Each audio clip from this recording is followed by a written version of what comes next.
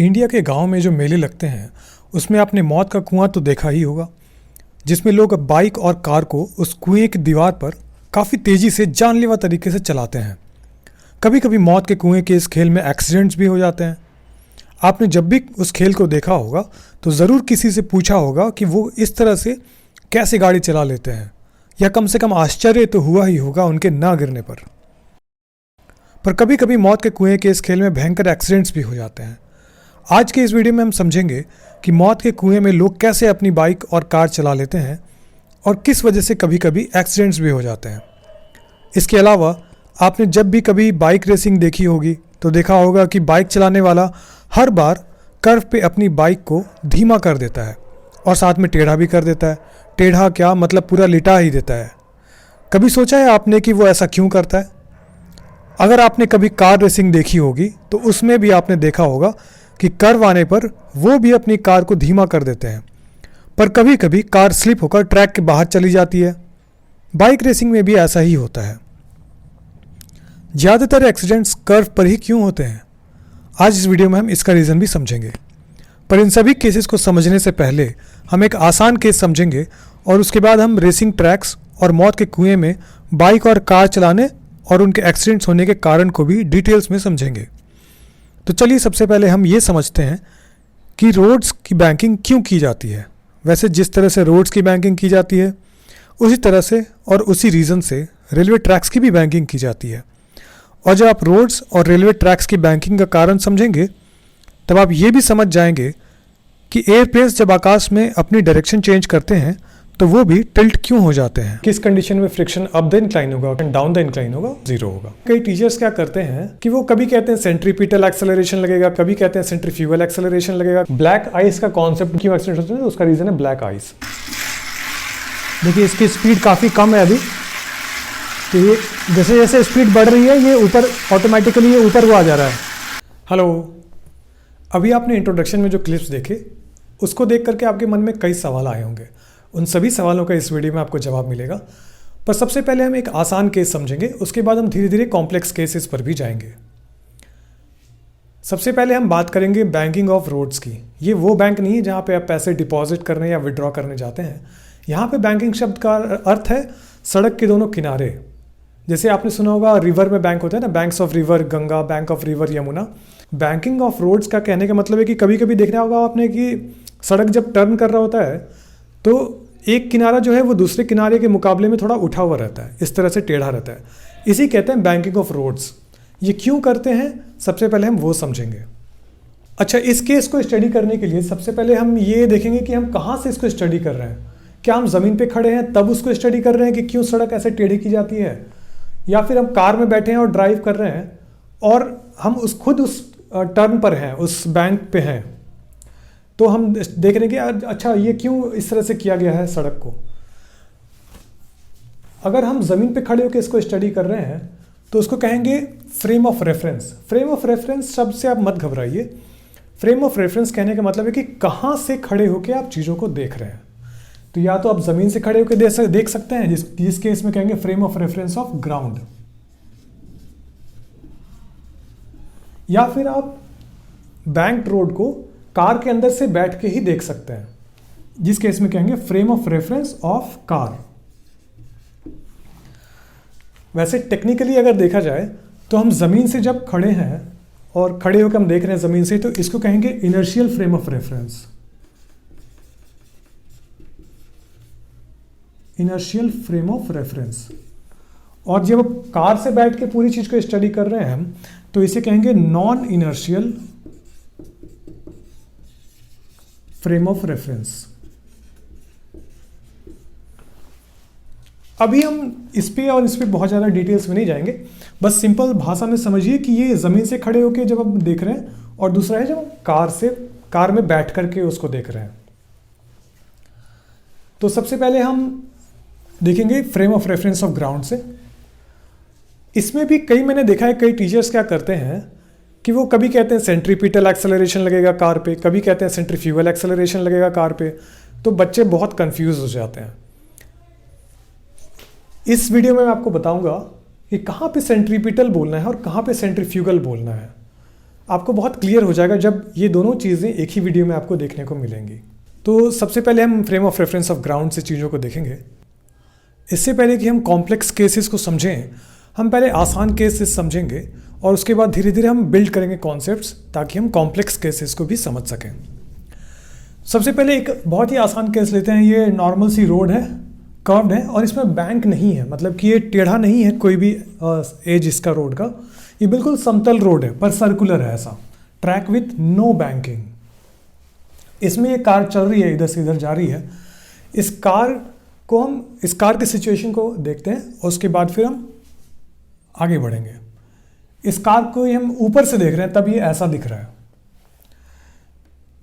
ये जो कार है इस पे ग्रेविटी नीचे को फोर्स लगा रहा है mg और रोड से इसको नॉर्मल रिएक्शन ऊपर को मिल रहा है। अब क्योंकि ये कार जो है ये सर्कल में चल रहा है तो सर्कल की तरफ एक सेंट्रीपिटल फोर्स लगना चाहिए इस पे, और ये सेंट्रीपिटल फोर्स जो है mv²/r होगा। r ये जो रेडियस है ये इस कर्व का रेडियस है। क्योंकि हम ग्राउंड फ्रेम से देख रहे हैं, from frame of reference of ground, इसीलिए हम सेंट्रीपिटल फोर्स बोल रहे हैं। अब देखिए ये n तो mg को बैलेंस कर देगा, पर ये सेंट्रीपिटल फोर्स कौन देगा इसको? कार जब रोड पे चल रही है तो इस पे फ्रिक्शन जो है एक तो आगे की तरफ लग रहा है जिसकी वजह से कार आगे जा रही है, पर एक और फ्रिक्शन लग रहा है इस पे जो कि इसको हर पल इसकी डायरेक्शन को चेंज करता जा रहा है, और वो फ्रिक्शन इस डायरेक्शन में लग रहा है टुवर्ड्स द सेंटर। और यही फ्रिक्शन जो है ये सेंट्रीपिटल फोर्स प्रोवाइड कर रहा है। तो हम इसको इक्वेशन को ऐसे लिख सकते हैं कि वर्टिकल डायरेक्शन में n = mg और इस डायरेक्शन में हॉरिजॉन्टल डायरेक्शन में फ्रिक्शन क्योंकि टुवर्ड्स द सेंटर लग रहा है तो इसको यहाँ पे हम ऐसे फ्री बॉडी डायग्राम में स्टोर कर देते हैं। तो हॉरिजॉन्टल डायरेक्शन में फ्रिक्शन = mv²/r। अब फ्रिक्शन का हम जानते हैं कि फ्रिक्शन जो है वो मैक्सिमम वैल्यू इसकी कितनी होती है, μn। तो हम ये जानना चाहते हैं कि कार मैक्सिमम कितनी स्पीड पे इस कर्व ट्रैक पे चल सकती है, मैक्सिमम स्पीड फाइंड करनी है हमें।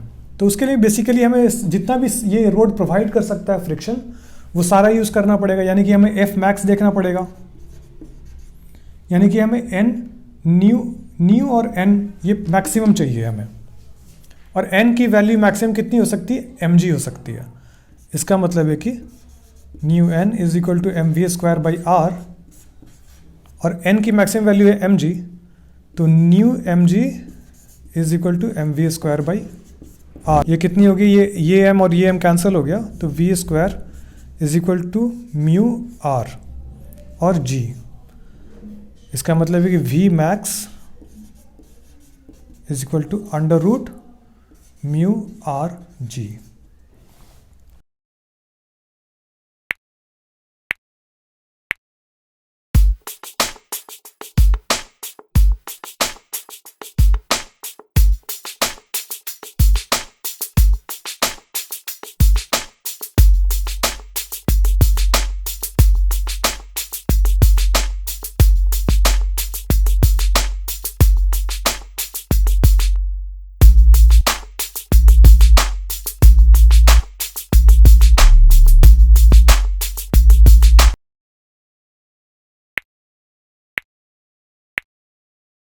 अभी हमने देखा कि ट्रैक विथ नो बैंकिंग के केस में मैक्सिमम स्पीड जो है वो हो जाती है √μrg, और क्योंकि ये म्यू पे डिपेंड करता है तो म्यू जब 0 की तरफ टेंड करेगी, जो कि बारिश के केस में या फिर बर्फबारी के केस में होता है, तो मैक्सिमम स्पीड भी 0 की तरफ चली जाएगी। इसका मतलब है कि आपको गाड़ी को बहुत ही धीरे चलाना होगा अगर ट्रैक पे बैंकिंग नहीं है और बारिश या बर्फबारी का केस हो गया है तो इसके सोल्यूशन के लिए कि आप गाड़ी को नॉर्मल स्पीड पे चला सकें कर्व पे, हम रोड को थोड़ा सा टेढ़ा करके देखते हैं कि इससे क्या हम कर सकते हैं ऐसा। तो ये हॉरिजॉन्टल लाइन है, इससे थीटा एंगल पे हमने रोड को ऐसे कर दिया। ये कार है, कार पे नीचे की डायरेक्शन में mg फोर्स लग रहा है ग्रेविटी की वजह से। सरफेस इसको परपेंडिकुलरली इधर n रिएक्शन दे रहा है और क्योंकि ये कर्व पे है तो इधर की डायरेक्शन में यानी कि हॉरिजॉन्टल डायरेक्शन में इस पे एक सेंट्रीपिटल एक्सेलरेशन लगना चाहिए, सेंट्रीपिटल फोर्स। सेंट्रीपिटल इसलिए कह रहे हैं क्योंकि ग्राउंड फ्रेम से हम चीज़ों को देख रहे हैं। क्योंकि ये एंगल थीटा है तो ये एंगल भी थीटा हो गया, तो ये हो गया mg cos थीटा, और ये अलोंग द इंक्लाइन हो गया mg sin थीटा। अब हम इसके इक्वेशन लिख लेते हैं। तो देखिएगा कि पहला इक्वेशन जो हम लिख सकते हैं वो है n minus mg cos theta is equal to mv square by r sin theta. ये mv स्क्वायर बाई r है, और क्योंकि ये थीटा है और ये इसको ऐसे कर दें तो ये एंगल 90 डिग्री, ये थीटा ये 90 डिग्री, तो ये हो गया 90 माइनस थीटा, और ये एंगल यहाँ से लेके यहाँ एंगल, ये एंगल 90 डिग्री और ये 90 माइनस थीटा, तो ये एंगल हो गया थीटा। तो ये हो गया mv square by r sine theta, और इस डायरेक्शन में हो जाएगा mv square by r cos theta. तो n minus mg cos theta is equal to mv square by r sine theta. ये पहला इक्वेशन है। अब आपका ये सवाल हो सकता है यहाँ पे कि क्यों हमने ऐसा नहीं लिखा n plus mv square by r sine theta is equal to mg cos theta. ये हमने क्यों नहीं लिखा ऐसा, आप ये क्वेश्चन पूछ सकते हैं, और ये बहुत ही इंपॉर्टेंट क्वेश्चन आप रेज करेंगे अगर आपने ऐसा सोचा है कि क्यों नहीं हमने ऐसा लिखा। इसको अगर हम इधर लिखेंगे तो नेगेटिव साइन के साथ लिखेंगे, लेकिन यहाँ तो हमने पॉजिटिव साइन के साथ लिखा है। इसका आंसर है कि Newton second law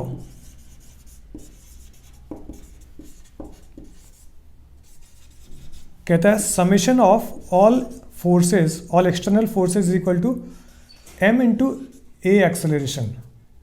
summation of all force external forces is equal to mass into resultant acceleration. Resultant acceleration ध्यान रखिएगा, ये है रिजल्टेंट एक्सेलरेशन, और ये पूरा है रिजल्टेंट फोर्स।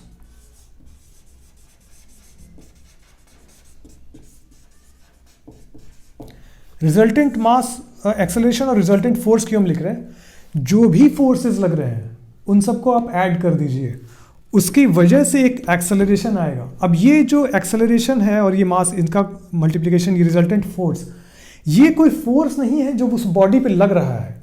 फोर्स तो ये है इधर जो लिख रहे हैं हम LHS में, लेफ्ट हैंड साइड में, सारे फोर्सेस को ऐड करने के बाद जो रिजल्टेंट होगा उसको हम ऐसा कहेंगे। इसका ये मतलब नहीं है कि ये रिजल्टेंट जो है वो भी एक फोर्स के तौर पे लग रहा है उस पर। तो mv स्क्वायर बाई r ये जो है ये रिजल्टेंट है। इन सब नॉर्मल रिएक्शन और ग्रेविटी जो लग रहा है इसका रिजल्टेंट है कि ये mv square by r cos theta है। ये सीयर्स एंड ज़ेमैन्स्की जो यूनिवर्सिटी फिजिक्स की जो बुक है उसमें बहुत अच्छे से पेज नंबर 140 पे दिया हुआ है, उसको आप पढ़ेंगे तो आप उसमें यही लिखा है कि ये रिजल्टेंट फोर्स है। इस तरह से लिखना ये सही नहीं है, क्योंकि आपने इसमें अगर ऐसा लिखा है तो आपने क्या किया है कि mv square by r sine theta को भी आपने एक फोर्स मान लिया जो कि इस बॉडी पे लग रहा है, उसको आपने n के साथ जोड़ दिया है, और उसके बाद आप कह रहे हैं कि this force is equal to this force. नहीं, ये सही नहीं है। इक्वेशन सही ये है, whatever the forces are applicable on the body, इस बॉडी पे जो भी फोर्सेज लग रहे हैं उनका रिजल्टेंट फोर्स ये है mv स्क्वायर बाई r, और इसका हमने कंपोनेंट लिया, तो जो भी फोर्सेस परपेंडिकुलर डायरेक्शन में लग रही है उनका रिजल्टेंट परपेंडिकुलर डायरेक्शन में ये है। तो ये सही इक्वेशन है। अब अलोंग द इंक्लाइन हम लिख लेते हैं कि अलोंग द इंक्लाइन क्या है, mg sine theta is equal to mv square by r cos theta. ये हो गया सेकेंड इक्वेशन। और ध्यान दीजिएगा कि क्यों हम फ्रिक्शन को जीरो कंसिडर कर रहे हैं अभी, क्योंकि हम ये देखना चाहते हैं कि म्यू जब जीरो की तरफ टेंड करने लगती है, जो कि बारिश और बर्फबारी के केस में होता है, तो इस केस में जैसे बैंकिंग नहीं थी तब तो मैक्सिमम स्पीड भी जीरो की तरफ चली जा रही थी जब म्यू जीरो की तरफ जा रहा था। तो हम वही देखना चाहते हैं कि बैंकिंग की वजह से हमें कितना फायदा हो रहा है, कि म्यू जीरो रहे बारिश और बर्फबारी के केस में। अगर बैंकिंग की हुई है हमने रोड की तो हमें क्या फ़ायदा हो रहा है, क्या हम गाड़ी की स्पीड कुछ अच्छी खासी स्पीड से गाड़ी को चला सकते हैं उस केस में भी, यही देखने के लिए हम फ्रिक्शन को भी जीरो कंसिडर कर रहे हैं। बाद में हम फ्रिक्शन वाले केसेस भी देखेंगे। तो इन दोनों इक्वेशन को हमें सॉल्व करना है। तो सबसे पहले हम क्या करते हैं कि M we square by R ये तो डिवाइड करने पे कैंसिल हो जाएगा, तो डिवीजन कर देते हैं इक्वेशन 1 को डिवाइड इक्वेशन 1 बाई इक्वेशन 2। तो ये हो जाएगा n minus M G cos theta by M ji sine theta is equal to tan theta. इसका मतलब है n by M ji sine theta minus cot theta is equal to tan theta. इसका मतलब है n by M ji sine theta is equal to tan theta plus cot theta. इसका मतलब है कि n is equal to M G into tan theta into sine theta plus M ji sine theta into cot theta. ये हो जाएगा M G sine square theta by cos theta plus M ji cos theta. तो ये हो जाएगा M G sine square theta plus M ji cos square theta by cos theta. ये हो जाएगा M G by cos theta.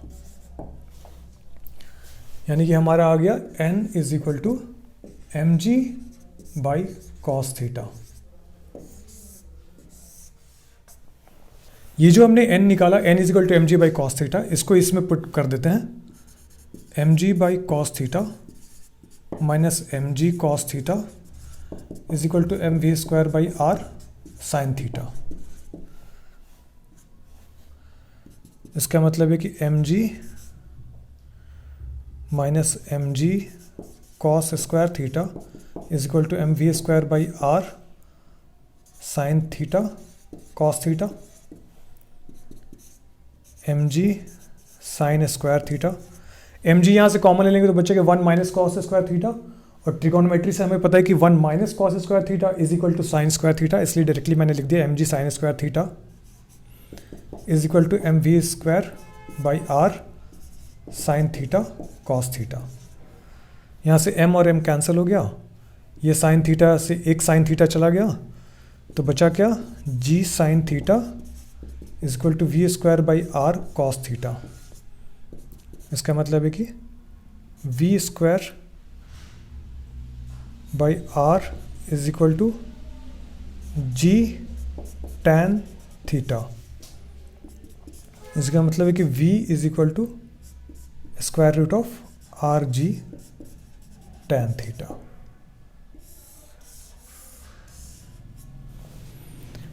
हमने देखा कि बैंकिंग जब हमने की है रोड की, तब भी बारिश या बर्फबारी के केस में भी इतनी स्पीड से तो हम ड्राइव कर सकते हैं।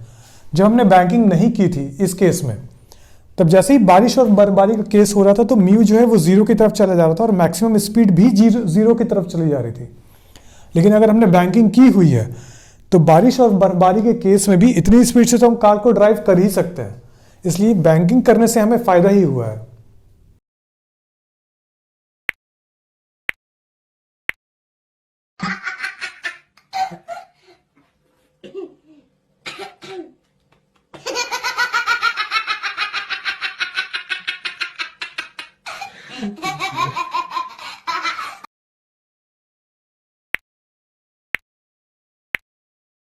अभी तक हम जो केसेस देख रहे थे वो था ट्रैक विदाउट बैंकिंग का केस और ट्रैक विद बैंकिंग का केस, और हम ये निकाल के देख रहे थे कि मैक्सिमम कितनी स्पीड से हम ड्राइव कर सकते हैं इस ट्रैक पे। अब हम आते हैं इस केस पे जब बैंकिंग तो है और फ्रिक्शन भी है इस केस में, और तब हम देखना चाहते हैं कि मैक्सिमम कितनी स्पीड से हम ड्राइव कर सकते हैं इस ट्रैक पे। अब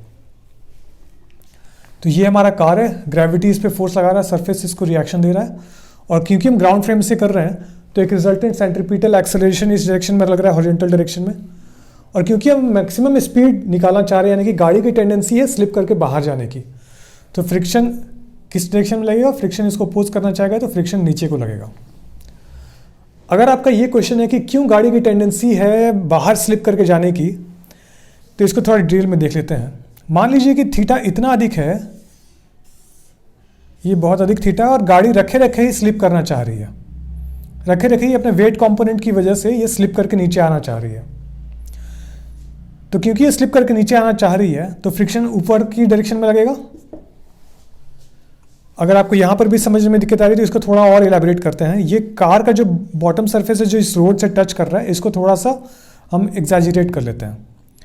ये कार है, इसका बॉटम सरफेस कुछ इस तरह से है और ये रोड है, रोड भी अनइवन तो है। तो कार जब अपने वेट कंपोनेंट की वजह से नीचे आना चाह रही है तो कार का ये हिस्सा इस रोड पे नीचे की तरफ फोर्स लगा रहा है जहां भी ये टच कर रहा है। तो कार सड़क को अपने साथ नीचे ले जाना चाह रहा है, पर सड़क तो कहीं नहीं जा सकता, इसलिए सड़क का हर वो हिस्सा जो कार के बॉडी से टच कर रहा है वो कार को इस डायरेक्शन में फोर्स दे रहा है। यही फ्रिक्शन फोर्स है। तो कार जब स्लिप करके नीचे आना चाह रही है तो रोड इसको प्रिवेंट करने के लिए फ्रिक्शन ऊपर लगा रहा है। उसका रिवर्स भी उतना ही ट्रू है कि जब कार स्लिप करके ऊपर जाना चाहेगी तो फ्रिक्शन नीचे लगेगा। अब कार स्लिप करके ऊपर क्यों जाना चाहेगी, क्योंकि हम मैक्सिमम स्पीड निकालना चाह रहे हैं। इसका मतलब है कि कार के पास ऑलरेडी एक अच्छा खासा मोमेंटम है और कार उस मोमेंटम को बनाए रखेगी जब तक कि कोई एक्सटर्नल फोर्स उस पर ना लगे। तो मान लीजिए कि ये ट्रैक है, ऊपर से हम देख रहे हैं गाड़ी की मोमेंटम इस डायरेक्शन में है, तो अगर कोई भी फोर्स ना लगे तो वो स्ट्रेट चलता जाएगा।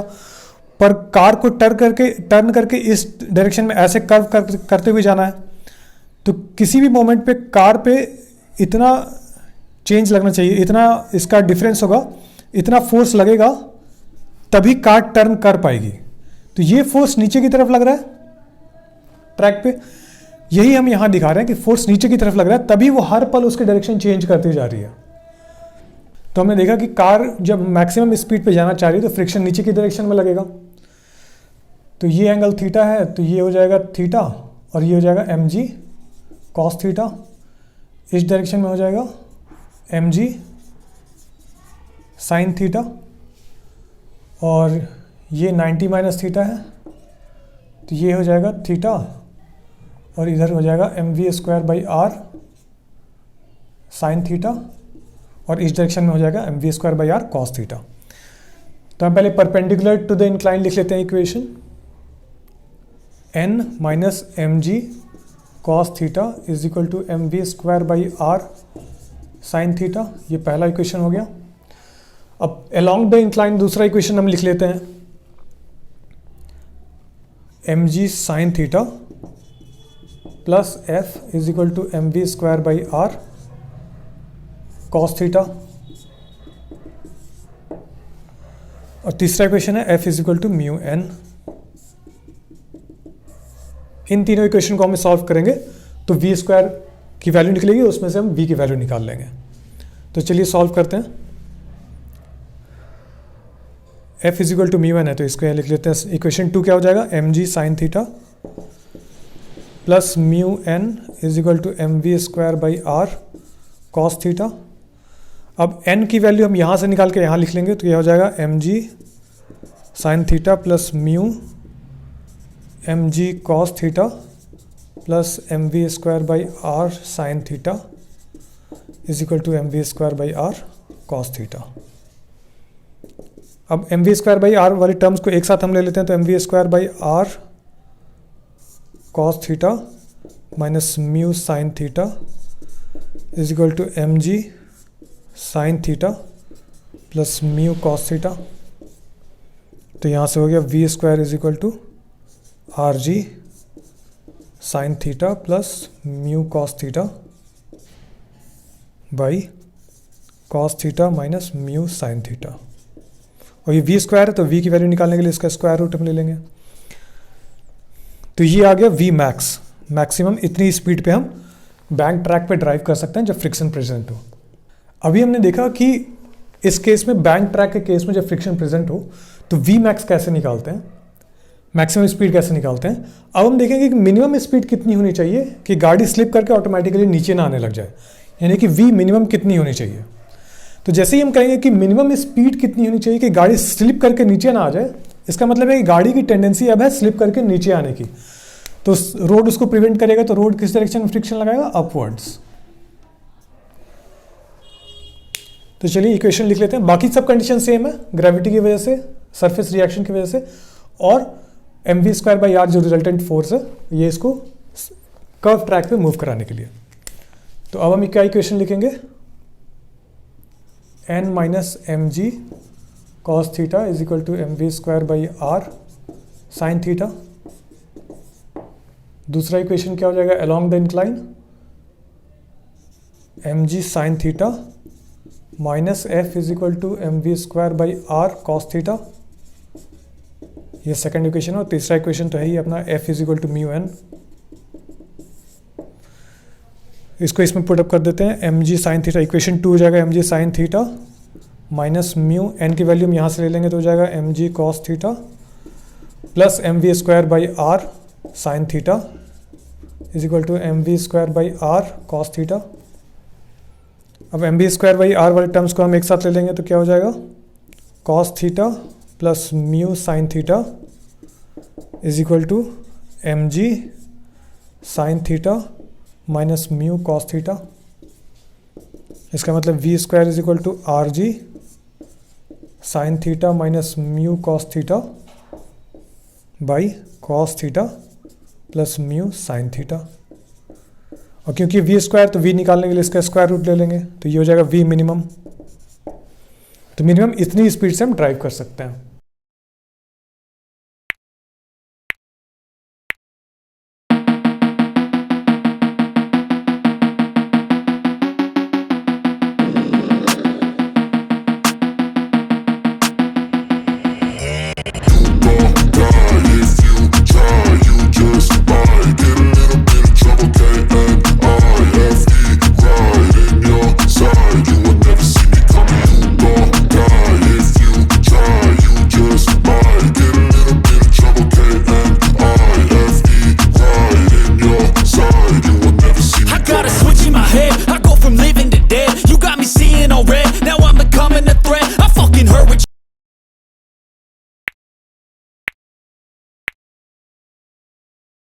आइए अब हम ये देखते हैं कि ये जो फॉर्मूला है वी मैक्स का या वी मिनिमम का, ये साइन और कॉस के टर्म्स में है। क्या इसको और थोड़ा सिंप्लीफाई कर सकते हैं हम? बिल्कुल कर सकते हैं।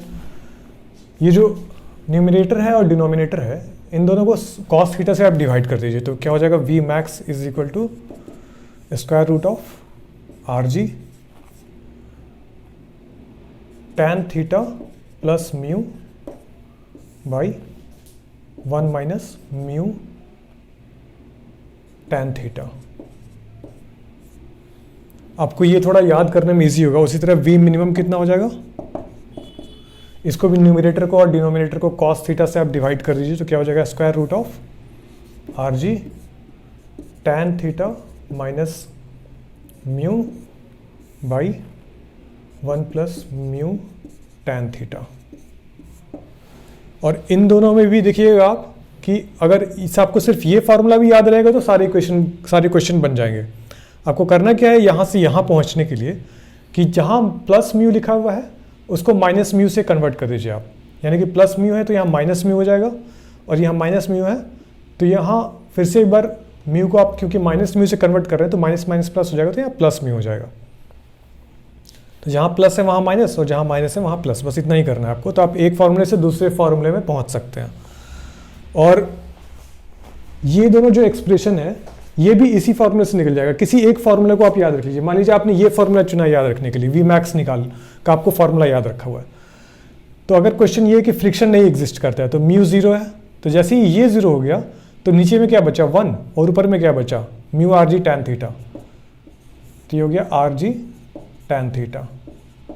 तो फ्रिक्शन जब नहीं है तो बैंकिंग का ये केस हो गया under root r g tan theta. V max का जो एक्सप्रेशन है इसमें आपने नोटिस किया होगा कि डिनोमिनेटर में नेगेटिव साइन है। इसका मतलब है कि जब mu tan theta equal to 1 हो जाएगा तो उस केस में डिनोमिनेटर 0 हो जाएगा और तब वी मैक्स क्या हो जाएगा, अनडिफाइंड। पर इसका फिजिकल सिग्निफिकेंस क्या है इसके अनडिफाइंड होने का? इसका फिजिकल सिग्निफिकेंस ये है कि जब ये कंडीशन फुलफिल हो जाएगी तब आप किसी भी स्पीड पे उस कर्व ट्रैक पे ड्राइव कर सकते हैं। इस पूरे कैलकुलेशन में कई बार हमने फ्रिक्शन अप द इंक्लाइन लिया किसी किसी केसेस में, और किसी किसी केस में हमने फ्रिक्शन डाउन द इंक्लाइन लिया, कभी हमने फ्रिक्शन को ज़ीरो लिया। तो चलिए एक बार समराइज कर लेते हैं कि किस कंडीशन में फ्रिक्शन अप द इंक्लाइन होगा, किस कंडीशन में फ्रिक्शन डाउन द इंक्लाइन होगा और कब friction exactly equal to zero होगा। जब v, और ये v हम लिख रहे हैं गाड़ी की स्पीड, जब v इज लेस देन और इक्वल टू v मिनिमम, इस केस में क्या हो जाएगा, friction is not equal to zero and f is up the incline, up. दूसरा केस क्या होगा कि v इज ग्रेटर देन और equal to v minimum but less than v design.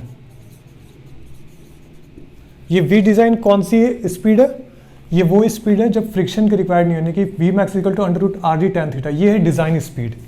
Design speed क्यों कह रहे हैं, क्योंकि जो एक्चुअल रोड होती है, रोड बनाई जाती है, वो इसी के लिए, इसी स्पीड के लिए बनाई जाती है, square root of r g tan theta. वो कंडीशन है जब फ्रिक्शन जीरो है। और क्यों ऐसा किया जाता है, ताकि जब बारिश हो जाए या बर्फ भी गिर जाए तो फ्रिक्शन जीरो हो जाता है उस केस में, या 10 to 0 करता है, तो गाड़ी स्लिप होकर किनारे ना चले जाए, गाड़ी सेफली पार कर सके उस कर्व को, इसलिए वो डिज़ाइन स्पीड कहते हैं फ्रिक्शन के जीरो होने पर भी। तो गाड़ी की स्पीड अगर v मिनिमम से अधिक है पर v डिज़ाइन से कम है, तब ये क्या होगा, friction is not equal to zero and f is up the incline.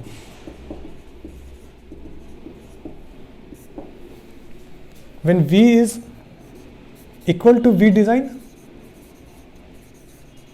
उस केस में f is equal to 0, और क्योंकि f equal to 0 है तो अप और डाउन द इंक्लाइन होने का तो कोई मतलब नहीं है।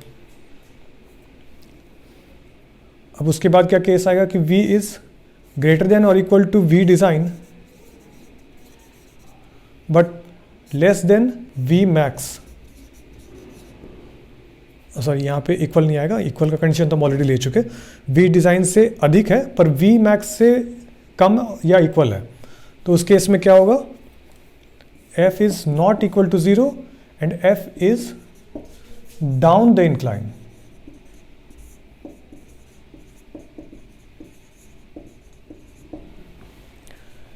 एक और भी कंडीशन होता है जब theta exactly equal to 90 degree हो, जैसा कि मौत के कुआं में होता है।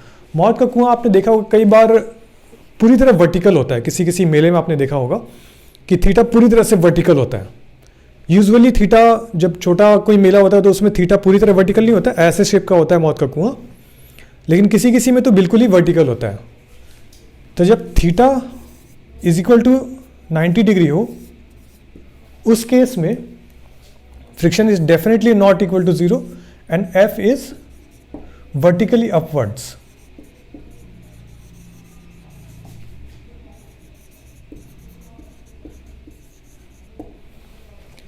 ये पांचवें केस को हम थोड़ा अभी डिटेल में, ये जो पांचवा केस है theta is equal to 90 degree का, ये अभी हम थोड़ा और डिटेल में देखेंगे।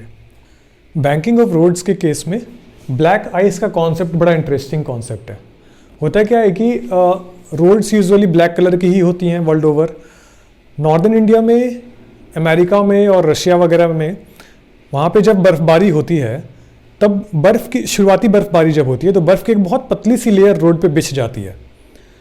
लोगों को लगता है कि अभी बर्फ़ पड़ी नहीं है पर बहुत पतली सी परत पड़ी रहती है, तो उसकी वजह से क्या होता है कि फ्रिक्शन जो जीरो को टेंड करने लग जाता है, फ्रिक्शन कोएफिशिएंट बहुत ही कम हो जाता है। तो वैसे कंडीशन में लोगों को जब लगता है कि नहीं अभी बर्फबारी शुरू हुई, अभी तो बर्फ़ गिरा नहीं है, वो कार ड्राइव कर रहे हैं, पर कार फिसलनी शुरू हो जाती है। इसलिए शुरुआती बर्फबारी के दौरान बहुत सारे एक्सीडेंट्स होते हैं। ब्लैक आइस का वो रीज़न है कि क्यों एक्सीडेंट होते हैं, तो उसका रीज़न है ब्लैक आइस। अब होता क्या है इस ब्लैक आइस के कॉन्सेप्ट में कि ये जो है ना ट्रैक विद बैंकिंग, जब even when mu is equal to zero, तो v की जो इक्वेशन है वो है square root of r g tan theta. तो मान लीजिए ये ट्रैक है, ऐसे सर्कुलर कार है ये, तो मान लीजिए गाड़ी चलाने वाला 50 की स्पीड पे चला रहा है, 50 किलोमीटर पर आवर, पर ये जो ट्रैक थी, जो डिज़ाइन स्पीड थी इस ट्रैक की वो थी 40, यानी कि 40 किलोमीटर पर आवर पे गाड़ी वाले को इस ट्रैक कर्व ट्रैक पे एंटर करना चाहिए था, पर वो कितने पे कर रहा है, 50 पे।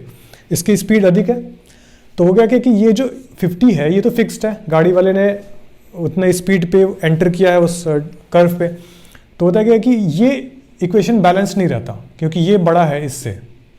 तो होता है कि आर अपने आप को बड़ा करने लग जाता है, यानी गाड़ी स्लिप करके इस एज की तरफ जाने लग जाती है, बाहरी एज की तरफ। तो अगर डिज़ाइन स्पीड से अधिक है गाड़ी की स्पीड इस कर्व में एंटर करने के दौरान, तो गाड़ी स्लिप करके ऑटोमेटिकली बाहरी एज की तरफ चलने लगती है। पर क्योंकि फ्रिक्शन कोएफिशिएंट 0 की तरफ टेंड कर रहा है, इसको मान सकते हैं कि इक्वल टू 0 है, तो आर को जितना होना चाहिए था कि ये बैलेंस कर सके, 50 तक पहुंच सके, उससे ओवरशूट कर जाती है क्योंकि ये 0 है। अब जैसे ही वो ओवरशूट कर जाती है, यानी कि मान लीजिए आर को आर डैश होना चाहिए था ताकि ये इक्वेशन फिर से बैलेंस हो सके, तो ओवरशूट कर जाती है इसके 0 होने के कारण। मान लीजिए आर बढ़ के आर डबल डैश पे पहुंच जाती है, आर डैश होता तो इक्वेशन बैलेंस होती, पर वो ओवरशूट कर गई क्योंकि ये 0 है, तो आर डबल डैश पे पहुंच गई, गाड़ी यहाँ पे चली गई। अब ये टर्म बड़ा हो गया, लेकिन अब फिर इक्वेशन अनबैलेंस्ड हो गया, तो अब गाड़ी फिर क्या चाहेगी, फिर आर डैश की तरफ आना चाहेगी, पर क्योंकि ये अभी भी 0 ही है तो ये फिर से आर डैश को ओवरशूट करके नीचे की तरफ आ जाएगी, यानी कि अब गाड़ी इस एज के बजाय अब इस एज की तरफ स्लिप करने लग जाएगी। अब फिर जब इस एज तक पहुंचना चाहेगी वो, तब फिर इक्वेशन अनबैलेंस्ड हो गया, तब गाड़ी फिर से रेडियस बड़ा करना चाहेगी। तो ये खेल चलता रहता है, इसलिए गाड़ियाँ बहुत ज़्यादा स्लिप करती हैं। देखिए गाड़ी यहाँ एंटर कर रही थी, स्लिप करके यहाँ चली गई, यहाँ से यहाँ, यहाँ से यहाँ और यहाँ से यहाँ, तो ऐसे ऑसिलेट करती रहती है गाड़ी। ये वीडियो थोड़ा लंबा हो गया, इसीलिए मुझे इसे 3 पार्ट में बनाना पड़ा है। इस पार्ट में हम ग्राउंड फ्रेम ऑफ रेफरेंस से सिचुएशन को देख रहे थे। अगले पार्ट में यानी कि पार्ट 2 ऑफ वीडियो में हम कार फ्रेम ऑफ रेफरेंस से पूरी सिचुएशन को देखेंगे। अगर आपके कॉन्सेप्ट्स क्लियर हैं सेंट्रीपिटल और सेंट्रीफ्यूगल फोर्सेस को लेकर, तो आप डायरेक्टली पार्ट 3 में देख सकते हैं। इस वीडियो के शुरुआत में जो इंट्रोडक्टरी क्लिप आपने देखा और उससे आपके मन में कई सवाल आए थे, उनका जवाब आपको पार्ट 3 वाले वीडियो में मिल जाएगा। Thank you for watching.